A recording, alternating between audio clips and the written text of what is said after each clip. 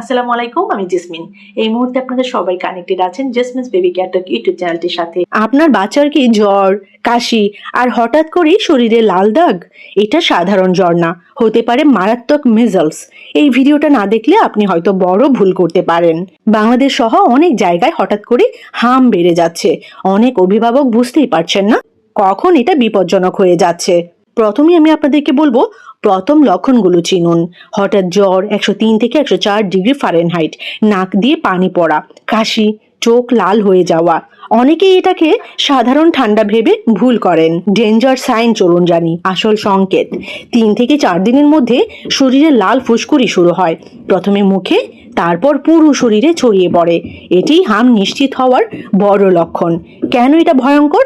হাম শুধু জ্বর না, এটা মারাত্মক হতে পারে। নিউমোনিয়া, ডায়রিয়া, কানের ইনফেকশন, এমনকি মস্তিষ্কের সমস্যা। ওয়ার্ল্ড হেলথ অর্গানাইজেশন অনুযায়ী টিকা না নেওয়া শিশুরাই সবচেয়ে ঝুঁকিতে। প্র্যাকটিক্যাল টিপস কি হতে পারে আপনাদের জন্য? করণীয় কি? শিশুকে আলাদা রাখুন, প্রচুর পানি এবং তরল খাবার দিন, চোখে আলো কম দিন, ডাক্তারের পরামর্শ ছাড়া ওষুধ একদমই দেবেন না, একেবারেই দেবেন না। সবচেয়ে বড় সুরক্ষা কি জানেন? সময় মতো MMR ভ্যাকসিন দিন। এটা হাম থেকে বাঁচার সবচেয়ে শক্তিশালী উপায়।